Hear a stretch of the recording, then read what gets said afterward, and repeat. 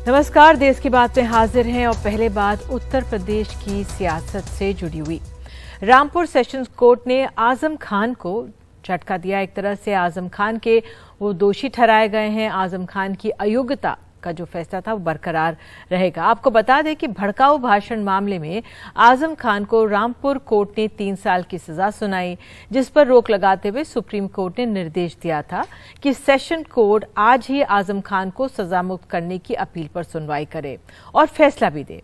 आजम खान को 3 साल की सजा पर सुनाई गई थी, जिसके बाद उनकी विधानसभा की सदस्यता भी रद्द हो गई थी और उनके पारंपरिक रामपुर सीट पर उपचुनाव का ऐलान भी हो गया था। आज के फैसले के चुनाव आयोग किसी तरह की अधिसूचना अब जारी कर सकता है और इस पूरे मामले पर बात करने के लिए हमारे साथ पूर्व मुख्य चुनाव आयुक्त SY कुरैशी मौजूद हैं। बहुत बहुत धन्यवाद सर जुड़ने के लिए। तो जिस तरह से सेशन कोर्ट का फैसला आया है, अयोग्यता बरकरार रखी है, पूरे इस मामले को आप कैसे देख रहे हैं?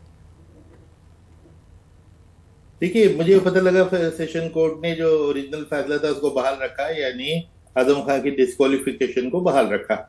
तो अब ये कोर्ट केस लिटिगेशन तो चलती रहती है, इसके खिलाफ अपील होगी, सब कुछ होगा, लेकिन इमीडिएट जो क्राइसिस हो गया वो ये था कि अब विधानसभा ने और स्पीकर ने इसको वैकेंट पोस्ट डिक्लेयर कर दिया। अब इलेक्शन कमीशन के लिए एक दुविधा थी कि उन्होंने जितने भी वैकेंट पोस्ट है उनके ऊपर बाई इलेक्शन करना था। अब वो वैकेंसी साल भर से थी, 6 महीने से थी या 1 दिन पहले थी, वो मटेरियल नहीं है। जितनी भी वैकेंट पोस्ट उस दिन है उन्होंने उनको नोटिफिकेशन में शामिल करके उसका इलेक्शन अनाउंस कर दिया। तो जिसको 1 दिन के लिए सुप्रीम कोर्ट ने रोका था, अब वो रोक हट जाएगी। अब मेरे ख्याल से कल इलेक्शन कमीशन उस वैकेंट पोस्ट के लिए इलेक्शन अनाउंस कर देगी। तो जल्दबाजी की बात कही गई, कैसे आप देखेंगे? सुप्रीम कोर्ट को दखल देना पड़ा था इसमें। देखिए, जल्दबाजी दो हो सकती है कि एक तो सरकार की, लेजिस्लेचर की, क्योंकि कई बार ये होता है कि देखिए इलेक्शन कमीशन अखबार पढ़ के तो वैकेंट किसी पोस्ट को मानता नहीं है। इलेक्शन कमीशन के पास तो सेक्रेटरी ऑफ द विधानसभा से चिट्ठी आती है कि हमारे यहाँ ये पोस्टें, ये विधानसभा के पद जो है वैकेंट पड़े हैं। तो उसके मुताबिक इलेक्शन कमीशन चलती है। क्योंकि बाई इलेक्शन होने वाले थे, इलेक्शन कमीशन को जल्दी ये थी कि भाई बाई इलेक्शन होने वाले हैं, जो वैकेंट पोस्टें हैं, चाहे वो 1 दिन पहले वैकेंट हुई हो या 6 महीने पहले, उन्होंने तो इलेक्शन अनाउंस करना ही था।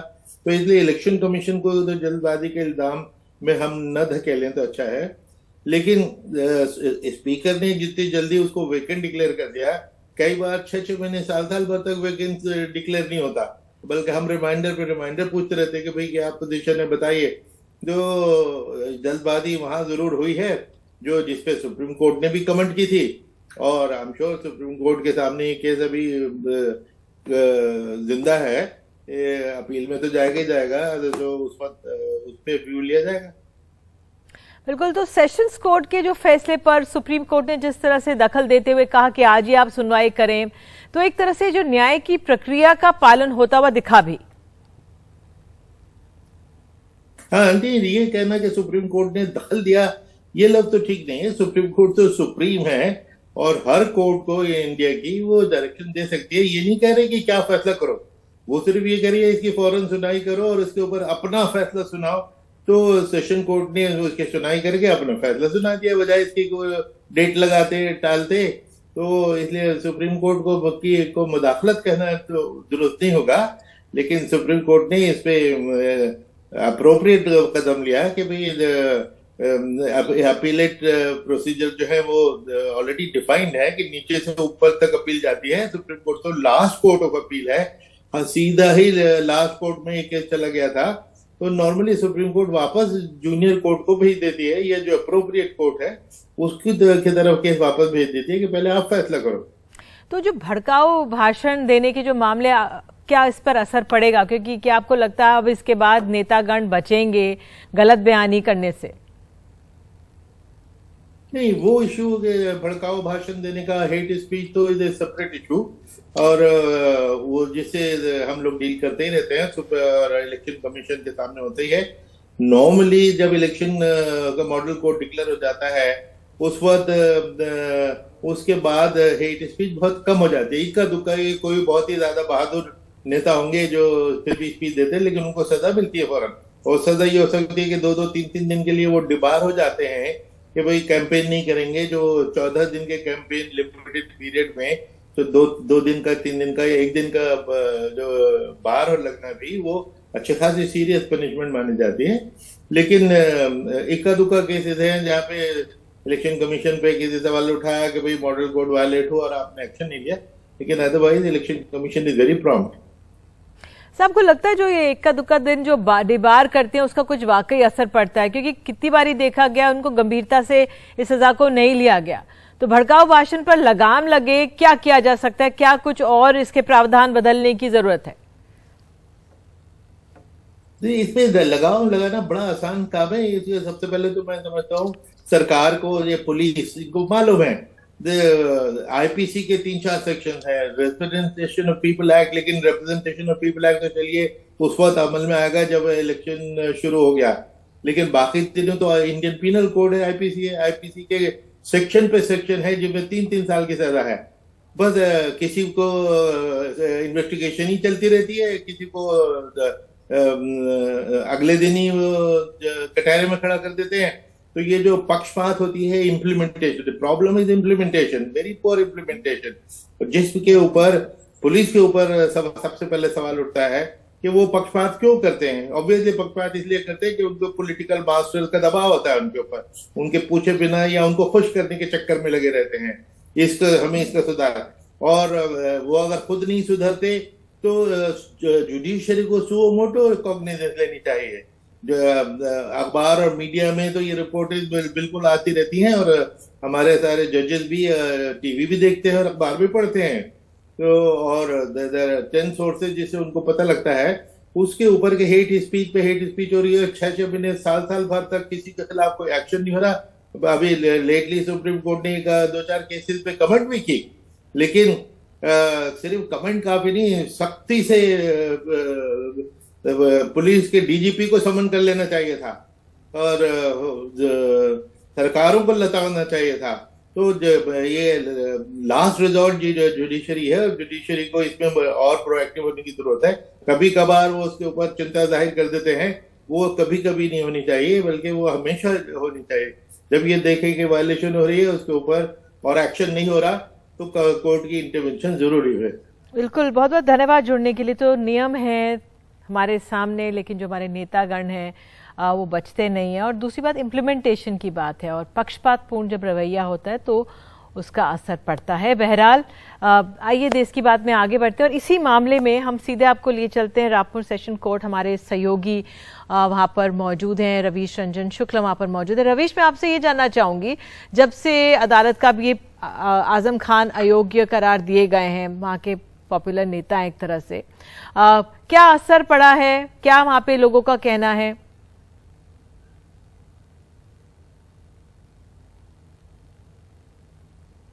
में आज बहस हुई है, उसके बारे में बताना चाहता हूं कि जो बहस में आजम खान की तरफ से जो बहस किया वकीलों ने, उसमें उनका एक मेन पक्ष था कि जो हेट स्पीच जो रिकॉर्ड की गई है, जिस सीडी को पेश किया गया है, उसकी विश्वसनीयता पर आजम खान के जो वकील हैं उन्होंने सवाल खड़े किए और ये कहा कि ये जो प्राइमरी सोर्स है वही गलत है। यानी जिस कैमरे से उस हेट स्पीच को रिकॉर्ड किया गया है, उस कैमरे की चिप में से उस भाषण को डिलीट कर दिया गया। तो उनका एक मेन पॉइंट यही था कि इसी के वजह से प्राइमरी जो सबूत है उससे कहीं ना कहीं छेड़छाड़ की गई है और इसकी जो है वो परीक्षण करवाने की ज़रूरत है। तो जो हेट स्पीच के तहत एक जो मुख्य सबूत था, जो सीडी जो पेश की गई थी, उसकी विश्वसनीयता पर आजम खान के वकीलों ने सवाल खड़े किए।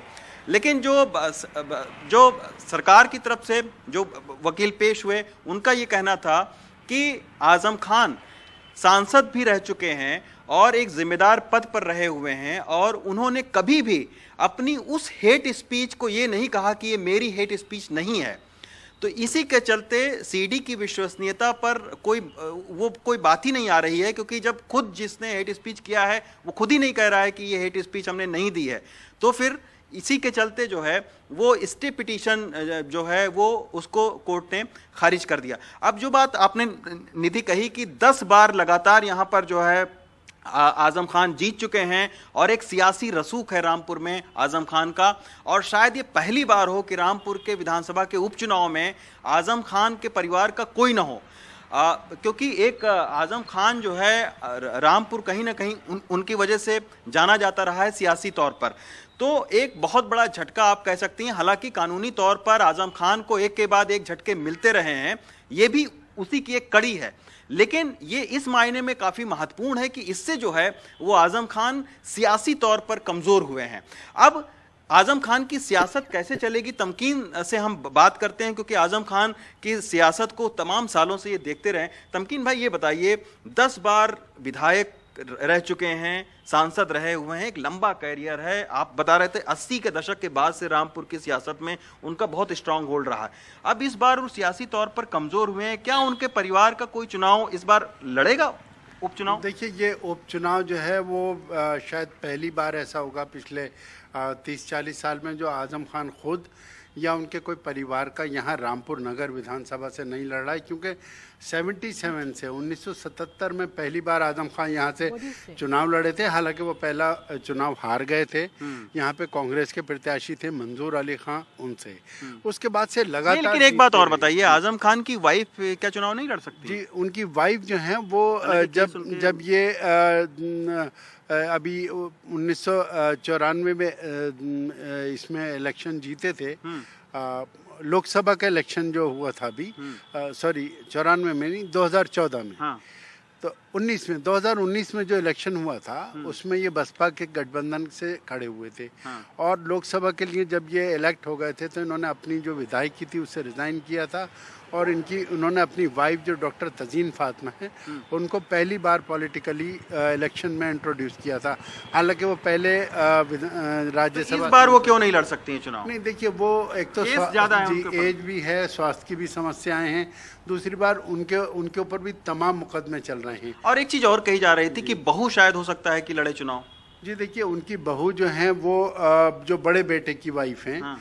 उनके लिए कई बार ये चर्चा हुई थी कि वो चुनाव लड़ें, लेकिन ऐसा प्रतीत होता है कि उनके जो फैमिली में ऐसा कोई निर्णय हो नहीं रहा। आजम खान नहीं चाहते कि अपनी बहू को जो है वो इलेक्शन की राजनीति में उतारे। और बड़ा जो खुद उनका बेटा है आजम खान, वो राजनीति में कोई दिलचस्पी रखते नहीं है। अच्छा। और उनके जो छोटे बेटे हैं अब्दुल्ला आजम खान, वो पहले ही विधायक हैं स्वार विधानसभा क्षेत्र से। तो उनके परिवार में, हालांकि वो एक राजनीतिक परिवार है, एक बड़ा परिवार है, और सभी लोग लगभग राजनीति से उसमें तो रामपुर सदर की जो चुनाव होगा उसमें उस तरीके की सियासी हलचल आप देखते हैं कि होगी उपचुनाव में, अगर आजम खान का परिवार से कोई नहीं लड़ता है? देखिए, सियासी हलचल तो ज़रूर होगी, क्योंकि सबसे पहला मौका ऐसा है कि जो भारतीय जनता पार्टी की उम्मीदें जागी हैं कि हम ये सीट। तो निश्चित तौर पर निधि, आप देख सकते हैं कि जैसा तमकीन बता रहे थे कि इस बार शायद 80 के बाद पहली बार हो जबकि रामपुर का जो विधानसभा उपचुनाव है वो बिना आजम खान के परिवार की सियासत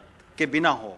तो ये एक कहीं न कहीं इस फैसले की वजह से जो है झटका मिला है। बिल्कुल, और कई आर्थिक अनियमितताएं भी सामने आई, तमाम मामले हैं, तो उनकी मुश्किलें लगातार बढ़ी हैं। बहुत बहुत धन्यवाद जुड़ने के लिए, जानकारी देने के लिए।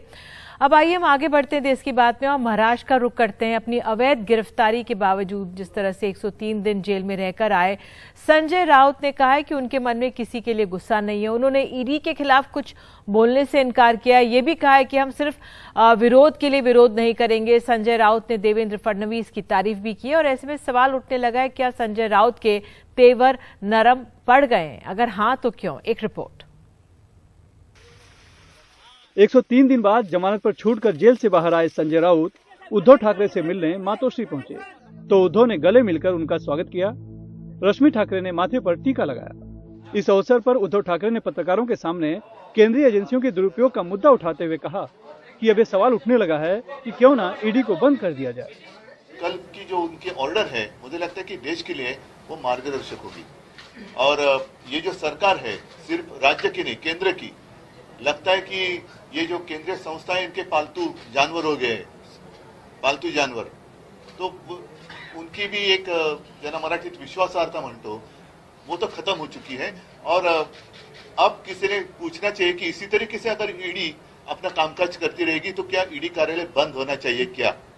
संजय राउत की जमानत पर पीएमएलए कोर्ट का फैसला विपक्ष के इन आरोपों को बल देने वाला है कि विपक्ष की आवाज दबाने के लिए केंद्रीय एजेंसियों का दुरुपयोग हो रहा है, क्योंकि फैसले में साफ शब्दों में लिखा है कि संजय राउत की गिरफ्तारी अवैध थी। संजय राउत ने भी बुधवार की रात जेल से निकलने के बाद कहा था कि उनकी गिरफ्तारी का आदेश दिल्ली से आया था और अब वो पछताएंगे, लेकिन गुरुवार सुबह अचानक से उनके तेवर बदले नजर आए। सुबह मीडिया से बात करते हुए संजय राउत ने कहा कि उनके मन में किसी के प्रति गुस्सा नहीं है। संजय राउत ने देवेंद्र फडणवीस की तारीफ भी की। देवेंद्र फडणवीस जी को भी मिल रहा हूँ, कुछ लोगों के कामों के लिए मैं मिलना चाहता हूँ उनको। जो मेरा निरीक्षण है कि इस राज्य का नेतृत्व आज भी फडणवीस जी कर रहे हैं। मैं दिल्ली में जाकर प्रधानमंत्री से मिलूंगा और अमित शाह साहब से मिलूंगा, गृह मंत्री है देश के, और उनको भी बताऊंगा क्या हो गया मेरे साथ। तो आपके तेवर से लग रहा है कि आप थोड़ा नरम हुए हैं पहले से। नरम होने का मतलब क्या होता है?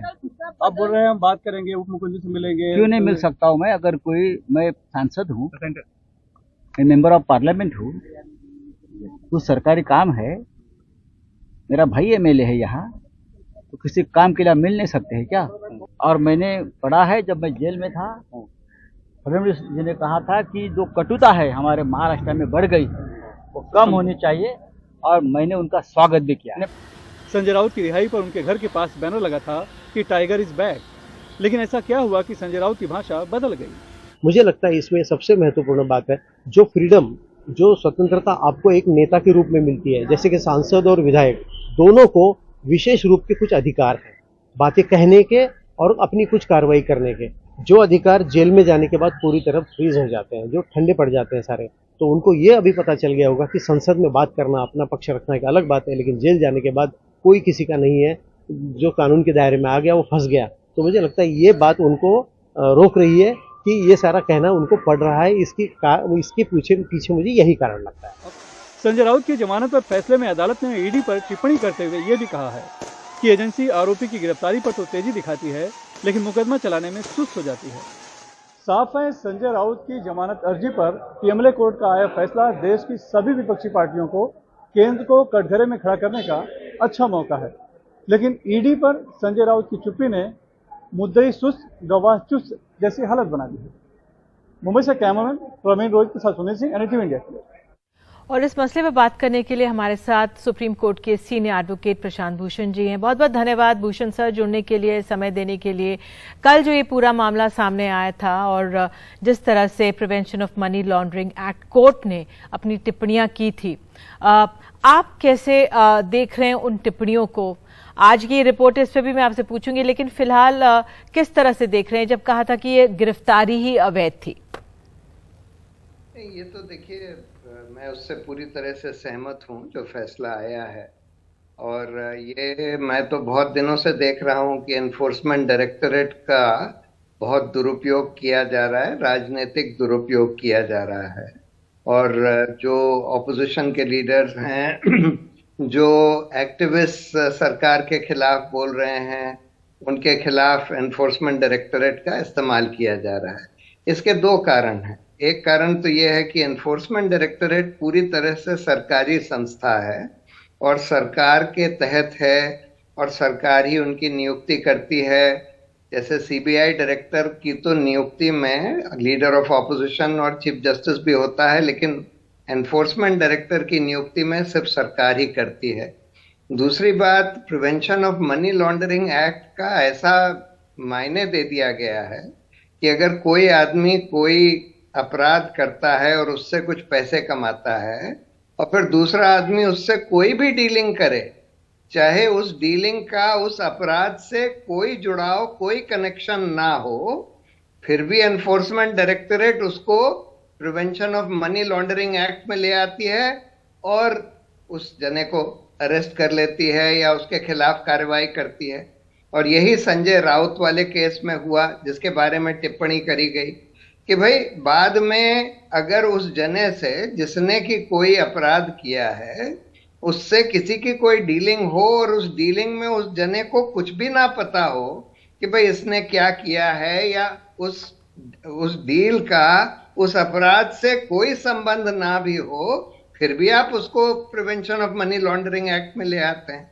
तो तो ये तो एक बहुत ही खतरनाक चीज है। अब मैं किसी से अगर कोई डील करता हूं, कोई फाइनेंशियल ट्रांजैक्शन करता हूं, किसी से कोई चीज खरीदता हूं, मैं ये पहले पता करूं कि उसने पहले कोई अपराध किया है कि नहीं किया, और उसने उस अपराध से कोई पैसे इकट्ठा करे हैं कि नहीं करे। मतलब एब्सर्ड सा इंटरप्रिटेशन हो गया है।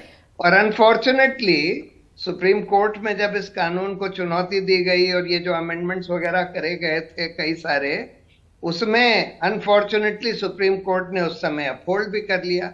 लेकिन उसका ये मतलब नहीं है कि जिस तरह से आज एनफोर्समेंट डायरेक्टरेट बिहेव कर रहा है कि भाई किसी अपराध से कोई कनेक्शन ना हो, सिर्फ अपराधी के साथ अगर उसका कोई डीलिंग है और उसको पता भी नहीं है कि भाई ये अपराधी है, फिर भी आप उसको उसमें उस prevention of money laundering act में ले आते हैं। सर, और ये सब बिल्कुल जी, ईडी ने इसमें आरोप लगाया था कि 1.5 करोड़ के करीब इनके अकाउंट्स में, उनके परिवार के अकाउंट्स में ट्रांसफर किए गए थे। लेकिन अभी जो ये बेल मिली है सिर्फ, ये तो हाई कोर्ट में जाएगा, तो कानूनी जो है अभी ये मामला प्रक्रिया चलेगी। इसको हम एक तरह से क्लीन चिट नहीं मान सकते हैं संजय राउत को। नहीं, वो तो ठीक है, अपील वगैरह में जाएगा, लेकिन जो बोला है उस जज ने वो बिल्कुल सही बोला है कि बिल्कुल दुरुपयोग किया गया है एनफोर्समेंट डायरेक्टरेट की पावर्स का, और ये सब दुरुपयोग राजनीतिक दुरुपयोग हो रहा है, जो विपक्षी राजनेता हैं उनके खिलाफ किया जा रहा है। और एनफोर्समेंट डायरेक्टरेट तो अब मेन एजेंसी बन गई है सरकार के हाथ में, जिसका इस्तेमाल सरकार कर रही है ऑपोजिशन को हैरेस करने के लिए, इंडिपेंडेंट एक्टिविस्ट को हैरेस करने के लिए। तो क्या यही एक कारण आप मानेंगे, क्योंकि आज जो हमने रिपोर्ट देखी संजय राउत की कि उनके बोल नरम पड़ गए हैं, वो एक तरह से बहुत बोलते थे, आज तो वो ये भी कह रहे थे कि उन्होंने जो सरकार है उनकी तारीफ की, कुछ सवाल नहीं उठाए, केंद्र के प्रधानमंत्री से मिलने की बात की, गृह मंत्री से मिलने की बात की, तो इसे कई लोग कह रहे हैं कि ये दबाव के कारण इनका रुख बदला। ऐसा है क्या? आपका क्या आंकलन? नहीं, हो सकता है, मैं तो उनको जानता नहीं हूं, पर बिल्कुल हो सकता है कि दबाव के कारण उनका रुख बदला हो, क्योंकि कई सारे राजनेता ऐसे होते हैं जो कि इतना ज्यादा लड़ने की क्षमता नहीं रखते। संजय राउत तो ऐसे नहीं दिख रहे थे कि जो लड़ने की क्षमता ना रखते हों, तो इसलिए थोड़ा सा अजीब जरूर है उनका जो रुख है। लेकिन जब तक मैं क्लोजली इस चीज को ना जानूं तब तक मैं और कुछ नहीं कह सकता। बिल्कुल, आज उद्धव ठाकरे को हमने पहली बार हिंदी में बोलते हुए सुना, और जिस तरह से ईडी के लिए वो अविश्वास की बात कह रहे थे, उन्होंने कहा, एक तरह से ये भी कह दिया कि कार्यालय बंद होना चाहिए, तो उन्होंने अपनी बात मराठी से निकलकर हिंदी में कही है कि ज्यादा लोगों तक ये बात पहुंची शायद। नहीं, बिल्कुल सही कही है और कहना भी चाहिए, क्योंकि ये तो बहुत ही ब्लेटेंट, एकदम खुलेआम दुरुपयोग किया जा रहा है इन एजेंसीज का, खासकर एनफोर्समेंट डायरेक्टरेट का। और सिर्फ एनफोर्समेंट डायरेक्टरेट का ही नहीं हो रहा, सबसे ज्यादा दुरुपयोग एनफोर्समेंट डायरेक्टरेट का हो रहा है। जो इनका डायरेक्टर है उसको बिल्कुल अवैध एक्सटेंशन दे दिया गया करीब 1 साल पहले, जबकि सुप्रीम कोर्ट ने बोला था कि इसको और एक्सटेंशन नहीं दिया जा सकता। हम लोगों ने जब उसका जो पहले एक्सटेंशन किया गया था उसको जब चुनौती दी थी, तो सुप्रीम कोर्ट ने बोला कि हाँ, उसका एक्सटेंशन गलत था, लेकिन उनका टेन्योर नवंबर में एक्सपायर हो रहा है, इसलिए हम उसको रोक नहीं रहे हैं। लेकिन नवंबर के बाद, पिछले साल के नवंबर के बाद और एक्सटेंशन नहीं दिया जा सकता। लेकिन फिर भी सरकार ने कानून को अमेंड करके उसको फिर से एक्सटेंशन दे दिया, जबकि बिल्कुल स्पेसिफिक डायरेक्शन था उस सुप्रीम कोर्ट के ऑर्डर के खिलाफ। तो इसलिए मतलब एनफोर्समेंट डायरेक्टरेट तो बिल्कुल सरकार के हाथ में कठपुतली है और बिल्कुल इसका पूरा दुरुपयोग किया जा रहा है। आप हमारे साथ जुड़े सर, इसके लिए बहुत बहुत धन्यवाद आपका। और देश की बात में आइए आगे बढ़ते हैं। जेएनयू से जुड़ी हुई खबर आ रही है। जेएनयू में 2 छात्रों के गुटों में जमकर मारपीट हुई है। ताप्ती हॉस्टल में रहने वाले छात्र का दूसरे हॉस्टल के छात्र से विवाद हुआ। दोनों तरह से बाहरी लोगों को जेएनयू में बुलाया गया, उसके बाद मारपीट हुई। पुलिस टीम मौके पर है। फिलहाल पुलिस को किसी तरह की कोई शिकायत नहीं मिली है। और इस खबर पर लगातार हमारी नज़र बनी रहेगी। लेकिन फिलहाल हम एक ब्रेक ले रहे हैं और ब्रेक के बाद हम आपको ले चलेंगे महाराष्ट्र में। यहाँ पर भारत जोड़ो यात्रा में आज किस तरह से एनसीपी के नेता भी जुड़े, सुप्रिया सुले जुड़ी इसमें, तो हमारे सहयोगियों के पास चलेंगे। बने रहिए हमारे साथ।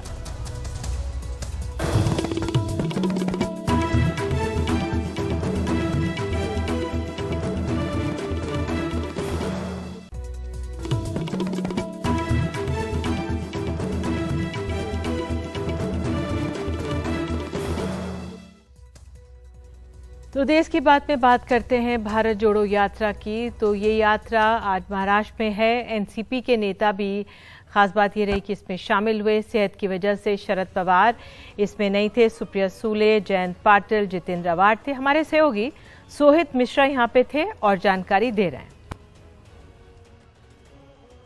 भारत जोड़ो यात्रा का नांदेड़ में आज चौथा दिन है और इस तरह से महाराष्ट्र का भी चौथा दिन है। अब आप देखेंगे कि जो भीड़ है वो बहुत ज़्यादा बढ़ी हुई है। मेरे पीछे राहुल गांधी चल रहे हैं, काफ़ी सुरक्षा है, इस चीज़ से आगे हम जा नहीं सकते हैं।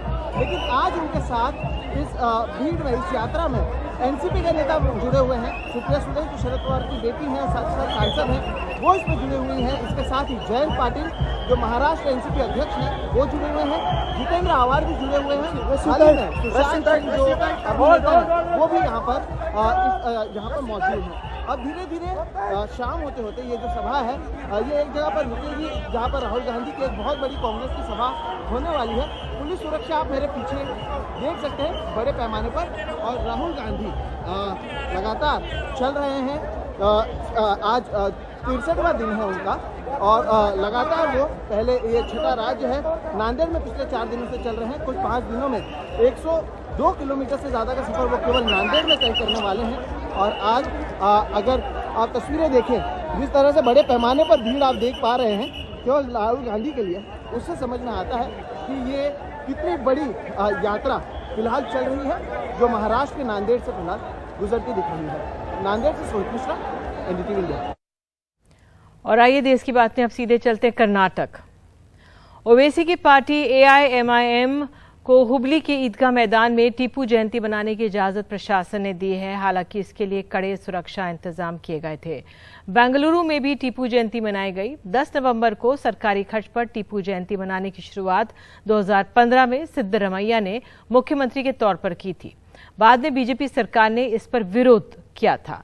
हालांकि इतिहास के मुताबिक 10 नवंबर को ना तो टीपू का जन्म हुआ था और ना ही उनकी मृत्यु।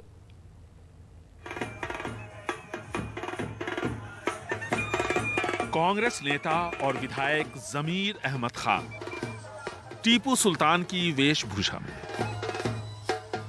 जश्न बेंगलुरु शहर में मनाया जा रहा है।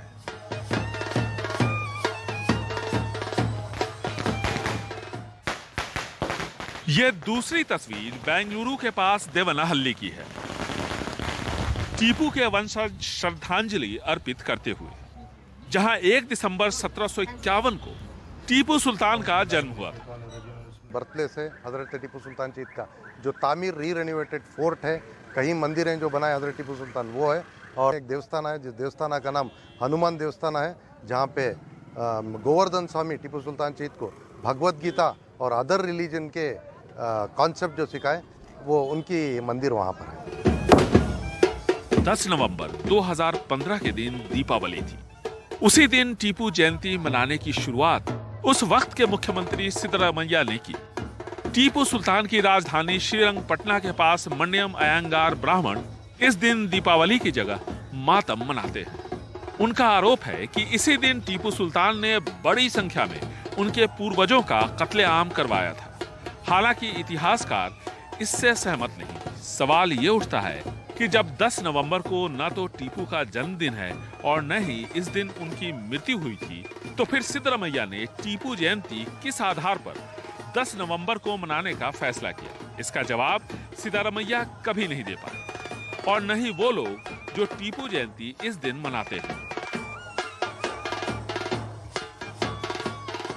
टीपू का जन्मदिन उसी दिन है, 10 नवंबर को ही हजरत टीपू सुल्तान ने पैदा हुए थे। लेकिन वो तो 1 दिसंबर बताते हैं। नहीं, हमारे हिसाब के अंदर से 10 दिसंबर। टीपू सुल्तान के समर्थन और विरोध को लेकर आज मुट्ठी भर लोग दोनों तरफ से भले ही तलवार खींच ले, लेकिन टीपू सुल्तान अपने महल से निकलकर लोकगीतों, किताबों और रंगमंच तक पहुंच चुके हैं। कठपुतलियां थिएटर ग्रुप पेश करते हैं गिरीश कर्नाड का लिखा मशहूर ड्रामा टीपू सुल्तान के ख्वाब, translated and directed by Zafar Mohiuddin. हमारे 3 दुश्मन हैं, अंग्रेज, मराठा और निजाम। टीपू सुल्तान में वो सभी खूबियां और खामियां थी जो उस दौर के राजा महाराजाओं में हुआ करती थी, लेकिन सदियों बाद टीपू सुल्तान को एक बार फिर जिंदा किया गया है राजनीतिक हित साधने के लिए। बेंगलुरु से कैमरामैन गोविंद मूर्ति के साथ निहाल किदवई, एनडीटीवी इंडिया।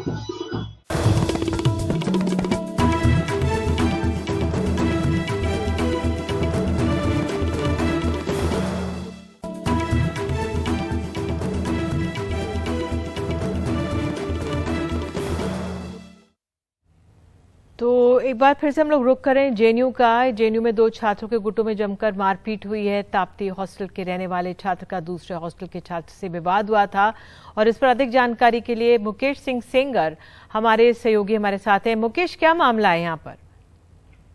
देखिए, अभी जानकारी जो मिली है उसके हिसाब से ताप्ती हॉस्टल में रहने वाले कुछ छात्रों का नर्मदा हॉस्टल में रहने वाले कुछ छात्रों से विवाद हुआ और विवाद के बाद जो है इन छात्रों ने कुछ बाहर के छात्रों को बुलाया और उसके बाद दोनों ही गुटों में मारपीट हुई, जिसमें 2 लोग घायल हो गए हैं, दो छात्र घायल हैं।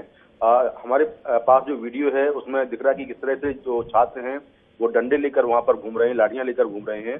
और जैसे ही इसकी जानकारी जो जेएनयू स्टाफ है उसकी तरफ से पुलिस को दी गई, बसंत विहार थाने की पुलिस मौके पर पहुंची है और पुलिस ने जाकर फिर पूरे मामले को शांत कराया है और तमाम जो रास्ते से जेएनयू के जो गेट थे उनको पुलिस ने कुछ देर के लिए बंद भी करा दिया था कि बाहर के लोग अंदर ना आने पाए।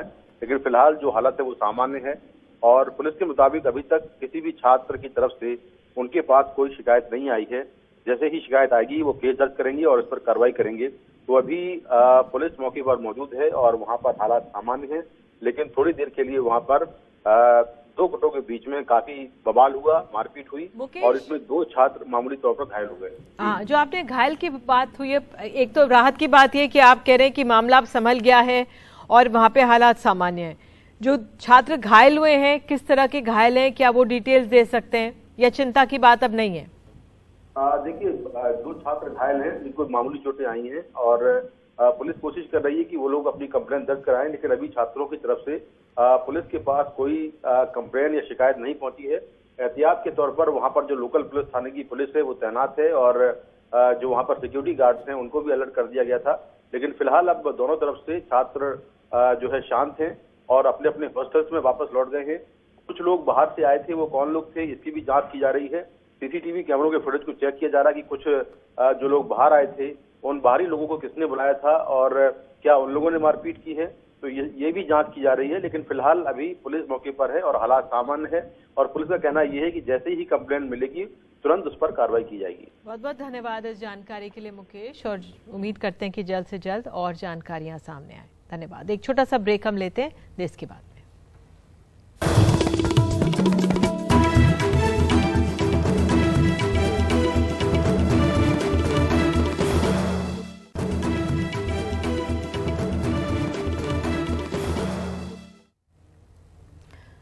तो बात अब दिल्ली के एमसीडी चुनावों की। दिल्ली नगर निगम चुनाव में महिलाओं के लिए 50% सीटें आरक्षित हैं। ऐसे में ये चुनाव बड़ी संख्या में महिलाओं की भागीदारी के लिए जाना जाएगा। किस तरह की महिला उम्मीदवार टिकट के लिए जोर लगा रही हैं, देखिए रिपोर्ट। दिल्ली के पंडित पंत मार्ग पर दिल्ली बीजेपी का मुख्यालय, दफ्तर के बाहर होर्डिंग पटे हुए हैं, दफ्तर के अंदर बड़ी संख्या में टिकटार्थी डटे हुए हैं, खासतौर से महिलाएं। बायोडेटा जमा करने के लिए बाकायदा एक बॉक्स बना दिया गया है। शकुंतला देवी बीते 1 हफ्ते से रोजाना अपने पति के साथ बीजेपी दफ्तर के चक्कर लगा रही हैं। शकुंतला देवी उत्तर पूर्वी दिल्ली के हर्ष विहार वार्ड से निगम चुनाव लड़ना चाहती हैं। शकुंतला जी का कहना है कि 20 साल से पार्टी की सेवा कर रही हैं, टिकट उन्हीं को मिलना चाहिए, उनको नहीं जो अपने पति के नाम पर टिकट ले जाते हैं।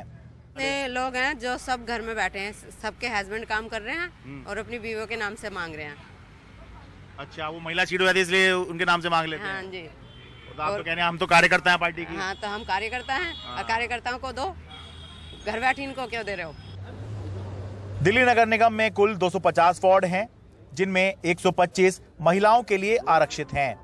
ऐसे में चुनाव लड़ने के लिए नेता अपनी पत्नी को मैदान में उतारते हैं। चांद सोलंकी अपनी पत्नी के लिए दक्षिण पश्चिम दिल्ली के मटियाला वार्ड से टिकट मांग रहे हैं। बताते हैं कि बीते 32 सालों से साहिब सिंह वर्मा के जमाने से पार्टी की सेवा कर रहे हैं। पिछली बार सीट जनरल थी तो अपने लिए टिकट मांगी, नहीं मिली। अब महिला के लिए आरक्षित हो गई है, इसलिए अपनी पत्नी को चुनाव मैदान में उतारना चाहते हैं। कोशिश किया था पहले उसमें एमसीडी के इलेक्शनों के लिए, तो नहीं हमें मिल पाया था। तो उस टाइम जनरल जेंट्स थी, अब लेडीज हुई है, तो सबसे दावेदार यही हैं आज की इस सीट के लिए। मेरे हस्बैंड 32 सालों से लगे हुए हैं इसमें, पूर्ण रूप से सहयोग किया है हर तरीके से। आम आदमी पार्टी के दफ्तर में भी चहल पहल है, लेकिन बहुत ज्यादा नहीं, क्योंकि पार्टी ने टिकटार्थियों से अपना बायोडेटा जिला अध्यक्ष को देने को कहा है। 30 साल की अलका शर्मा उत्तर पूर्वी दिल्ली के अशोकनगर वार्ड से टिकट चाहती हैं। बताती हैं कि आधी उम्र अन्ना आंदोलन से लेकर आम आदमी पार्टी के साथ संघर्ष और समाज सेवा में निकाल दी। केवल निगम चुनाव से ही उम्मीद है, क्योंकि 50% सीटें महिलाओं के लिए आरक्षित हैं, वरना विधानसभा और लोकसभा चुनाव लड़ने के बारे में तो सोच भी नहीं सकती। कभी विधानसभा चुनाव लड़ने की सोची आपने या लोकसभा? बिल्कुल नहीं, और मुझे नहीं लगता कि मैं कभी सोच पाऊंगी। ये तो जैसे तैसे अब एमसीडी में एक मौका मिला है, जैसे तैसे। इससे पिछली बार हमारा वार्ड पहले महिला, फिर एससी, अब महिला हुआ है, तो फिर अब तो चांस नहीं खोना चाहिए मेरे हिसाब से, क्योंकि अगर मैं ऐसी वेट करती रही तो विधानसभा और लोकसभा को तो मुझे नहीं लगता कि जिंदगी में कभी अवसर मिल पाएगा। दिल्ली में तीसरी प्रमुख पार्टी कांग्रेस है। मोना शौकीन 2014 से पार्टी से जुड़ी हैं। 2016 से वार्ड की महिला अध्यक्ष हैं। पश्चिमी दिल्ली के शालीमार बाग वार्ड से अपना टिकट पक्का मान रही हैं। पार्टी का सबसे पहले ये कहना है कि 50% महिलाओं को मान सम्मान पार्टी देगी, और जो सत्य भी है। पर वो तो एमसीडी में रिजर्वेशन ही है, मतलब सम्मान देने की बात नहीं है, वो तो जबरदस्ती और रिजर्वेशन है, इस वजह से जबरदस्ती नहीं है। अगर जबरदस्ती होती तो कार्यकर्ता जो झंडे उठा के जो महिलाएं चल रही हैं, जिन्होंने मेहनत की है, उनको टिकट नहीं आती। अगर रिजर्वेशन वाली बात भी अगर हम आपसे करें, तो जिम्मेवारी भी है कि जिन महिलाओं ने मेहनत करी है, जिनका अधिकार है, उनको मिली चाहिए। एमसीडी में अब कुल 250 वार्ड हैं। 125 वार्ड महिलाओं के लिए आरक्षित हैं, यानी 3 प्रमुख पार्टियों से कम 375 महिलाएं तो चुनाव मैदान में होंगी ही। निगम चुनाव के बारे में ये कहा जा सकता है कि क्योंकि सीट महिला के लिए आरक्षित हो जाती है, तो नेता पति जबरदस्ती अपनी पत्नी को मैदान में उतार देते हैं, और 5 साल बाद जब रोटेशन के चलते सीट फिर से जनरल हो जाती है, तो अपनी पत्नी को हटाकर खुद चुनाव मैदान में उतर जाते हैं। लेकिन ये भी सच है कि अगर राजनीति में महिलाओं को आगे लाना है तो आरक्षण बहुत ज़रूरी है। दिल्ली से अपने कैमरा सहयोगी एजे जोसेफ और प्रेम सिंह के साथ मैं शरद शर्मा, एनडीटीवी इंडिया। गुरुग्राम के सेक्टर 9 के चिंतल पैराडीसो सोसाइटी के डी ब्लॉक को गिराया जाएगा, वहीं ई और एफ ब्लॉक को प्रशासन ने तत्काल खाली करने के आदेश दिए हैं। आईआईटी दिल्ली के अध्ययन में ये आया है कि इन ब्लॉक्स पे स्ट्रक्चरल समस्याएं हैं। एक रिपोर्ट।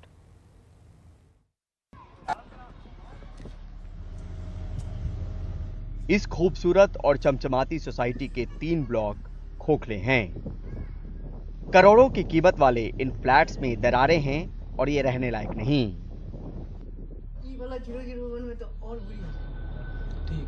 ई और एफ ब्लॉक में तो लोहे की मोटी छड़ें इमारत को सहारा दे रही हैं। अश्विनी अपने घर के हर कोने में पड़ी दरारों को दिखाते थक नहीं रहे। अंदर से बाहर हर जगह दरार। और ये अब यहाँ से देखोगे ना, डर हर वक्त का है, पर बिना किसी लिखित आश्वासन के घर खाली करने को राजी नहीं। कहा जाता जान है तो जहान है। अब यहाँ पे जान पर भी आफत है, हर दिन आपको चिंता लगी ही रहती होगी, तो ऐसे में लगता नहीं है कि खाली कर लेना चाहिए? देखिए अभी हम लोगों ने यही डिसाइड किया कि जब तक कोई ठोस कदम नहीं उठाए जाएंगे जब तक हम खाली नहीं करेंगे। हमें पहले सरकार के द्वारा कुछ ठोस कदम या फिर कोई मतलब ऐसे आश्वासन दिए जाएं जिससे सारे के सारे निवासी आश्वासित हो, तभी कुछ स्टेप लिए जाए। किसी की तो जमा पूंजी लगी है, पर जो किराए पर हैं उनके लिए भी घर खाली करना आसान नहीं। हर दिन कपड़े सुखाने में ये लोहे का सपोर्ट देखकर जी तो घबराता है, जान अटकी है, पर घर छोड़ना मुश्किल है। डेली हमारी रात को एक बार तो डिस्कशन जरूर होती है कि भाई कब खाली करें, कैसे करें, कहाँ देखें। और अभी आए हुए 7-8 महीने भी नहीं हुए यहाँ पे। हर साल मकान चेंज करना है, मतलब कोई इजी टास्क नहीं है हमारे काम मकान चेंज करना बार बार। एक बार चेंज करने के बाद में महीना भर तो सेटल होने में लग जाता है, तो वही सारी टेंशन है। अब यहाँ पे नया फर्नीचर लाने की सोच रहे थे, अब सोच रहे हैं कि नए मकान में जाएंगे वहाँ लेंगे।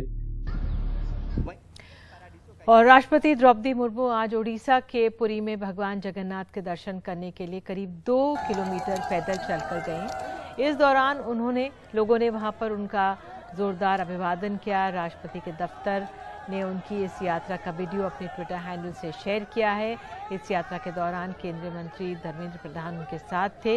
इसके बाद जमीन पर बैठकर उन्होंने वहां पर महाप्रसाद भी ग्रहण किया।